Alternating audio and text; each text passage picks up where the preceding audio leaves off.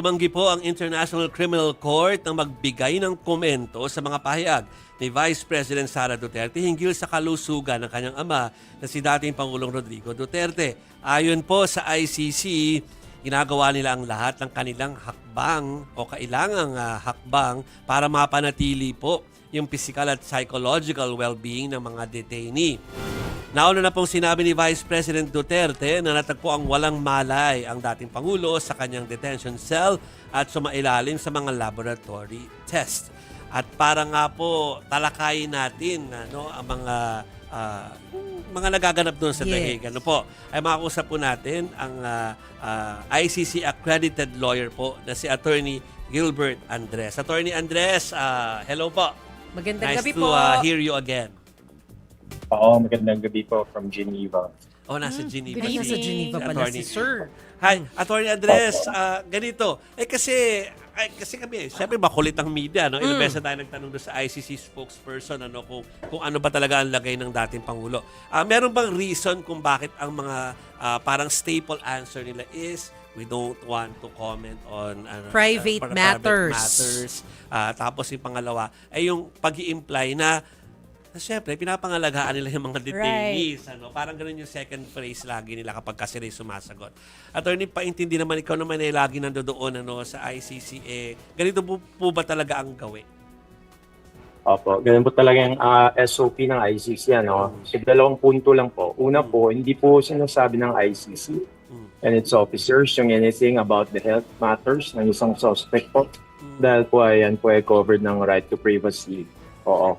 Ikalawa po, in any case, whatever happens to any suspect, any detainee, the ICC has its standard operating procedures na ayon po yan sa regulation of the registry at international standards po ang pinapairal ng ICC. Kaya wala pong dapat mabahala po dahil talagang tinitingnan po ng ICC yung health, yung mental health, physical health, at overall well-being po ng any detainee within its custody.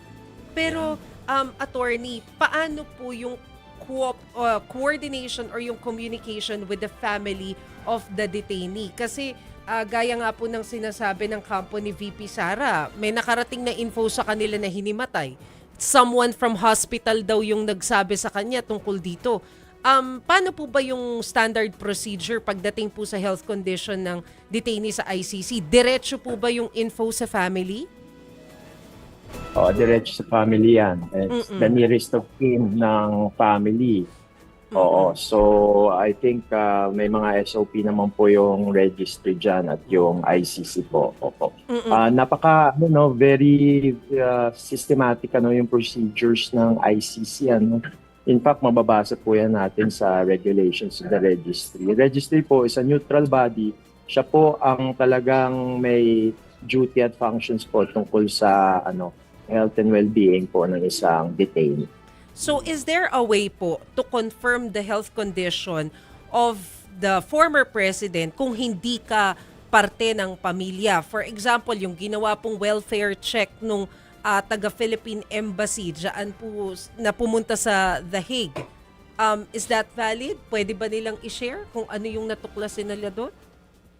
Okay, yung welfare check naman, napaka-special yan. Alam po bakit? Regular po siyang ginagawa ng mga embassies. Ngunit sinag kong special kasi dahil po yan sa isang treaty na tinatawag na Vienna Convention on Consular Relations. Yun lang po talaga ang legal basis. Bakit po ang any consular officers ng any embassy po na partido po yan sa Vienna Convention ay pwede pong mag-check sa kanila pong mga citizens na nakadetain po abroad.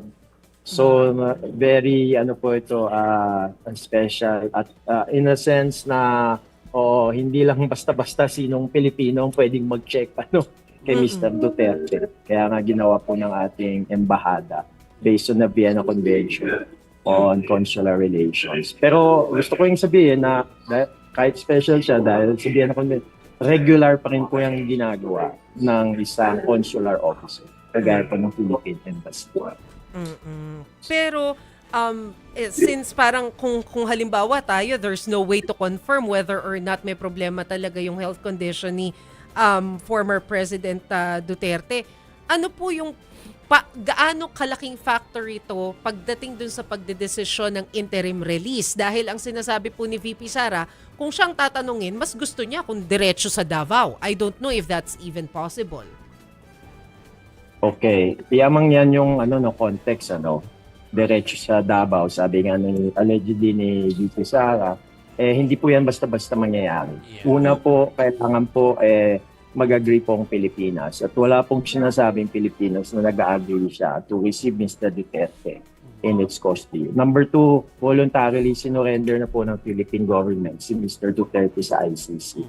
So yan po ang as of now, po ang standing po ng Philippines. At ikatatlo po, it's really up to the pre-trial chamber to decide all of these issues with respect to the interim release. Kaya any speculation po, it's not productive as of the moment dahil at the end, it's really the pre-trial chamber that will decide the issue of interim release. At pangapat, gusto ko pong sabihin sa parte po ng mga biktima ng war on drugs, we reiterate na sana po, or we hope na hindi po talaga mapabigyan, hindi po mag-grant yung application for interim release kasi may mga implikasyon din po sa security ng mga victims at witnesses po. Sorry, Chiki. Follow-up lang ako kay Attorney Andres Sokol dun sa mga victims. Siya nakakahalubilo niya at nakakausap niya. So yun nga, so sa ingay na nagaganap ngayon tungkol dito sa interim release, pati sa kalusugan ng dating Pangulo, ano nararamdaman nila? Aside from, of course, they want na magtuloy-tuloy na itong kaso. Pero kamusta sila at ano ang kanilang mga pahayag? They were just deeply disappointed na hindi nga natuloy, na na-postpone, kasi matagal na rin ito naghihintay, mga biktima ng war on drugs para po sa justisya. Kaya ikalawa po talagang pinagnalangin po nila na matuloy na po ang confirmation of charges. Para po talagang mag-start na po yung procedure. So at talagang madilig lahat po ng partido, ang prosecution, ang defense, at lalong-lalo niyo po yung mga biktima. Kaya ito po, they're hoping and praying po ang mga biktima ng war on drugs. Wala po bang timeline, attorney, itong confirmation of charges, kung matuloy ba or hindi? Kasi parang naka-detain lang si dating Pangulong Duterte, tapos hindi natin alam lahat kung anong mangyayari, kailan, how long siya Attorney Gilbert, kaya tinatanong ni Chiki yan para makapagpadala na daw kami ng reporter. Alam ko. Ang hirap kasi pagbigay ng timeline, hindi siya public yung timeline. It's really up to the court. Ngunit I also want to emphasize, hindi po indefinite yung postponement po. May limited period lang po para po i-determine yung fitness to stand trial ni Mr. Duterte. Kung hindi sana nag-file yung defense, di ba, ng kanilang allegation with respect to the fitness to stand trial, sana natuloy na to. Yun nga, nag-file sila. Pero having said that, ganun talaga sa pre-trial chamber at any chamber of the ICC. They really follow due process. Kaya pakikinggan po nila lahat po ng mga partido. Prosecution, defense, at mga victims po. Okay. Kaya antabayanan na po talaga natin yung prosesong yan. So hindi naman pala indefinite yung wait po natin dun sa confirmation of charges or dun sa kung anong desisyon dun sa interim release po. So around how long are we looking at po? Mahirap lang talaga masabi, Chiki, kasi yung prosecution, mayroon po silang expert na magsuhi kay Mr. Duterte. Ayun pong hinihingi kasi ng prosecution. Yung pre-trial chamber, pwede din kasing mag-appoint na kanilang sariling eksperto para suhin si Mr. Duterte. At pwedeng may panel pa yan. So, titingnan nila. Maganda kasi yung pre-trial chamber, makuha niya lahat ng mga datos para po mag-arrive siya in a very informed decision tungkol po sa issue to. Kung ako'y naghihintay, isipin ko indefinite na talaga. Attorney Andres, thank you for always guesting sa mga shows namin at kahit nasa malayo kayo. Thank you po.